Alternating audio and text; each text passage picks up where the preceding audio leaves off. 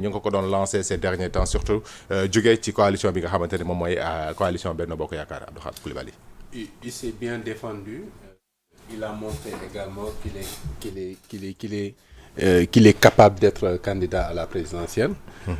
Mais balaa may ñëw aussi li nga xam ne mooy li ñu mën a jàpp ci discours bi mooy il faut ñu ñaawlu d'abord li nga xam ne mooy attaque yi ñu orienté vers le physique des candidats.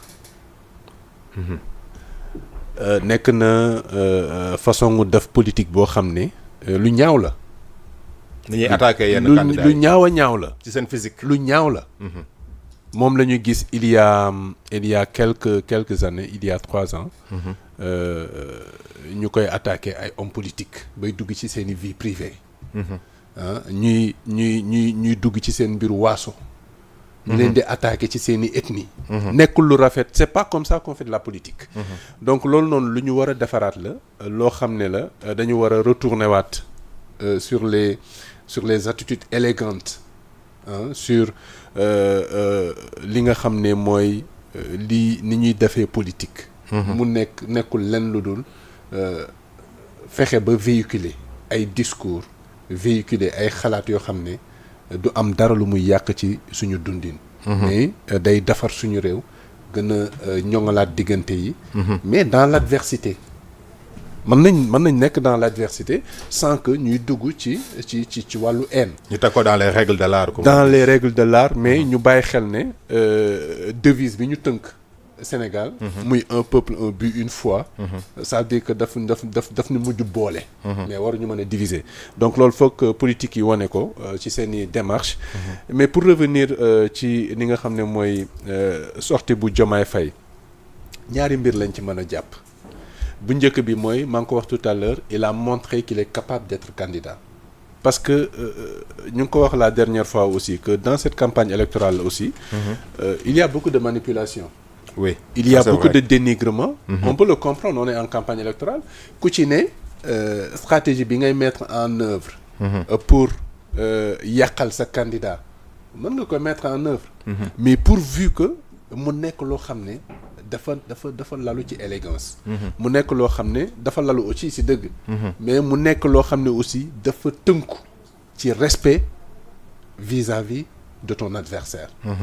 Tu vois. Donc bu ñu gisee ay attaques yoo xam ne c'est des attaques sur le physique nekkul lu ñu rafetlu mais Bassirou Diomaye Faye a apporté la meilleure réponse. Le physique il n'est pas important bien qu'on ait constaté aucune faille sur son physique. Il y a aucune faille sur son physique. Il est bâti de la plus parfaite des manières. Oui. Parce que c'est Dieu qui l'a bâti. Ça il faut le retenir et que ñu tënku ci te. Et puis le physique n'a rien à voir avec ce qui est dans la tête. te bàyyi caaxaan yi foofu laa doon ñëw ci tête bi et je crois que tête bi foofu la Sénégalais yu bëri di xaare candidats yi. Qu'est-ce qu'ils veulent pour le Sénégal. lan la ñu prévoir quelle vision ils ont pour le Sénégal. mais ci biir vision boobu ak mise en œuvre vision boobu. dafa am loo xam ne depuis plusieurs décennies. dafa manqué ci gouvernants yi.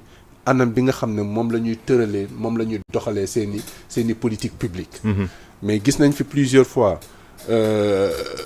élaboration politique publique yoo xam ne mais c'est très parfait. Afrique Sénégal bokk na ci réew yi nga xam ne bu ñu la bindalee ba bàyyi. di nga ko rafetlu. di nga adhérer. mais dans la mise en œuvre da ngay gis ne manque de transparence da ciy am. oui ça c'est vrai. manque de transparence boobu noonu nag. Diomaye Faye moom ñëw na ne manque de transparence bi man am naa ci solution. te solution boobu ma leen ci andil. mais dama leen ciy joxe quelques indices rek. pour dalal ci seen xel. nee na liggéey na ci benn diir. mais kan mënul wax ne takk nga ci li wala takk nga ci en matière de manque de transparence et tout. donc je pense que c'est des indices yoo xam ne joxe na ko te sénégalais yi ñoo xam. luy orienter seen choix mais indice boobu lu ci am solo la. parce que yàgg na ñuy gérer Sénégal loolu manqué fi gis nañu ay rapports yoo xam ne am na fi gis nañu ay cas de détournement yoo xam ne am na fi te ba tey leerul ba tey. beneen bi aussi muy par rapport à un aspect à un volet de son programme muy boobu leeral laa ci andi. Oui. muy mbiru monnaie bi nga xam ne proposé na ko xam nga dañuy wax ne. monnaie fait débat, ça fait débat. Oui. Amadou Ba le candidat de Benno Bokk Yaakaar sax wax na ne. en fait ñii nii li ñuy proposé xamuñu ko parce que dañu bëgg ramer à contre-courant de l'intégration. Oui. Et pourtant le candidat Bassirou Diomaye Faye parce que ñun suñu objectif aussi c'est de rétablir la vérité. Oui. Le candidat Bassirou Diomaye Faye waxul lenn lu dul dafay dañuy proposer une nouvelle monnaie. Qu'est-ce qu'il dit? Une nouvelle monnaie communautaire. bu ñu nee une nouvelle monnaie communautaire il y a un espace communautaire boo xam ne am na muy CEDEAO muy Afrique de l'Ouest.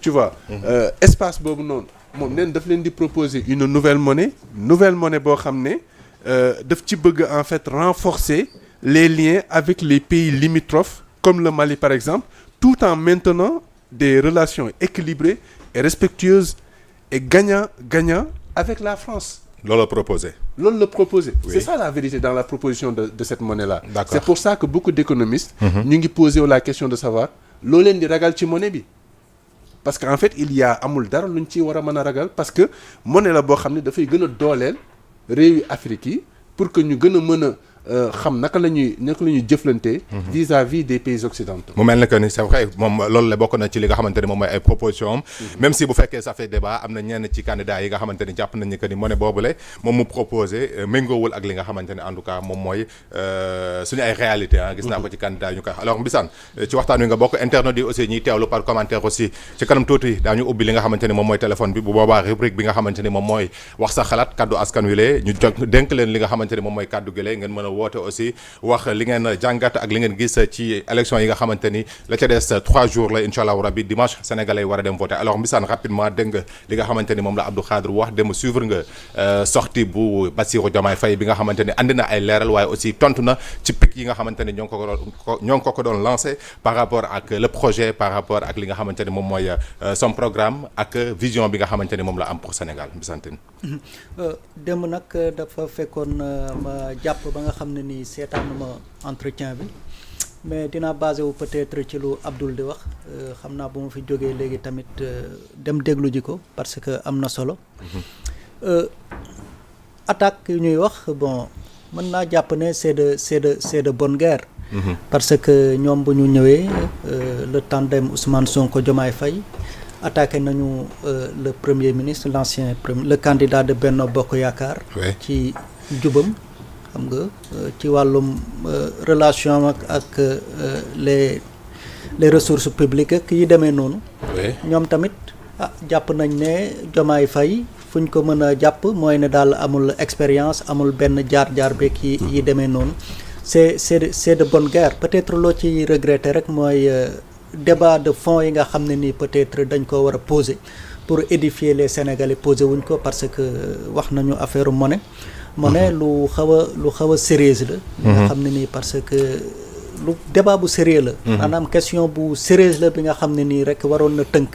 débat bi jëm ci élection présidentielle parce que lan moo xew si suñu sous-région bi par exemple am na ñetti réew yi nga xam ne nii aussi génn nañu CEDEAO muy Mali Burkina Faso ak Niger.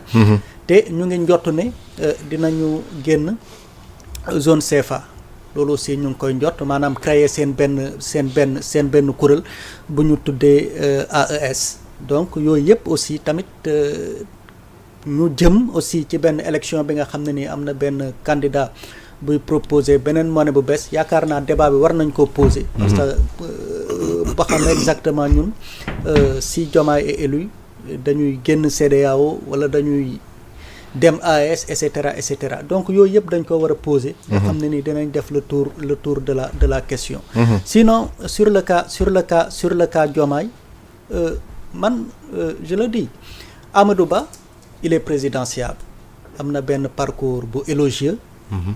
ñëpp rafetlu nañu parcours am tey bu doonee président duñ ne lu tax mu doon président mais Diomaye Faye aussi tamit ñun je le dis faluñu mannequin en fait. ça c'est important c'est important aussi. faluñu mannequin su doon mannequin rek la ñuy fal wala koo xam ne nii day pavané au carnaval de Rio wala festival de Cannes peut-être bëri na ci dëkk bi ci showbiz bi bu doon mën a nga nekk candidat wala Abdou Khadre nekk candidat bu doon loolu rek la ñuy wër kenn dina ñëw présenté wu candidat mun a solo ba bëgg a dee am nga présentable rafet lool mais y en a dans l'opposition am na ci ay jantal candidat fekk ne au fond y a rien du tout oui bëri na ay président yi nga xam ne nii Sékou Touré instituteur la woon simple instituteur Omar Bongo bi ngay dégg amul woon diplôme Lula bu Brésil lan la c'était un ouvrier mais bu mu demee bay mandaam jeex mu def 2 mandaam amul droit def 3e mandat code de popularité mu ngi tolloon ci 80% de brésiliens yi nga xam ne ni Lula mu ngi dem mais bu ñu sañoon mu toog fa 80% de brésiliens pourtant simple ouvrier la woon. Il y a le cas de la Gambie. Adama Barrow. Donc yooyu yëpp daal moo lay wan ne mbir mi ñun faluñu Malaquin peut-être du sax jàng bi ñuy wax jàng bu sore bi parce que un président il faut être bien entouré. Je le disais Lula c'était un ouvrier. maanaam jàngam sorewul Omar Bongo jàngam sorewul. ak yeneen cas yi nga xam ne ni aussi. dafa mel ni que ni la volonté aussi foofu am na solo xam su ma nee volonté mooy xam nga démb dama déglu ci discours. ci entretien bi Zelensky président Ukraine c'était un comédien comme Kouthia la doon def ci télévision. mooy dafa am loo xamante ni Mbissane c'est la réalité au fait li nga xamante ni tey sénégalais ñu ngi koy dund li nga xamante ni tey Sénégal moom la soxla pour man ce discours là tey ak cette réalité boo ko xamee. nga ñëw teg ci baaxam et puis nga am volonté pour defar dëkk bi parce que ñun ñëpp Sénégal fii lañ dëkk on sait tey là où le bas blesse xam nañ tey fan mooy metti on parle de la cherté de la vie on parle de location bu cher on parle de autosuffisance alimentaire on parle de l'emploi des jeunes yeneen ak yeneen yoo xamante ne tey je pense que ni si vraiment on a un candidat wala ci 19 candidats yi en tout cas bu fekkee am nañu gis-gis boobule am une volonté ferme mais loolu de régler ce problème là loolu mooy débat bi ñëw liggéey pour askanu Sénégal mais loolu mooy débat bi mais pourquoi aussi buñ jëm ci benn élection bu am solo ni élection présidentielle duñu mën a organiser ay débat ñu wax ñu carrément seen xalaat bañ a attaquer nit ñi ci seen physique ak yi demee noonu donc amul benn njëriñ c'est pour amuser la galerie ñun lu ñu soxal maanaam ñoom indi nañu benn débat posé ko parce que man damaa jàpp ne élection bi ñetti option mooy nekk ci kanamu électeurs yi moo nekk suñu kanam benn bi continuité la avec Amadou Ba maanaam ku voteel Amadou Ba tu votes pour la continuité. waaw loolu opposition bi loolu la ñuy wax. ak le changement. maanaam ku voteel beneen candidat bu dul Amadou Ba bu dul Diomaye. tu votes pour le changement. mais Diomaye ce n'est pas simplement le changement c'est le bouleversement man damaa jàpp loolu parce que quand même c'est quelqu'un qui veut détruire le système ñoom loolu lañ gëm. ñetti option yooyu ñoo nekk sur la table. ci loolu la moom la Sénégalais war a tànn ci ban war a tànn effectivement te loolu tamit pour ñu faciliter le choix de l'électeur il faut tamit ñu dugg dans les débats de fond les politiciens dimbali ñu ci ñun aussi ñu médias yi ñu jàppale leen ci ba nga xam ne ni électeur bi dina édifié wu ci fan la ñu jëm exactement je pense que sax loolu moo tax démb solo entretien bi foofu lañ ko mën a natt parce que aussi sénégalais yi soxla woon nañu kii di Bassirou Diomaye Faye wax aussi ñu dégg ko au-delà de projet bi au-delà de la personne de Ousmane Sonko moom mi di Bassirou nekk candidat bi le soxla woon nañu vraiment dégg li nga xamante ni moom moo nekk ci bopp bi waaye aussi vision bi nga xamante ni am na ko pour le Sénégal on rappelle élection présidentielle jour J-3 donc dimanche la ñëpp di voté ji ñu ngi ñaan yàlla vraiment yàlla yóbbu ñu ci élection yoo xamante ne élection yu paisible la sénégalais yi mën a voté ci jàmm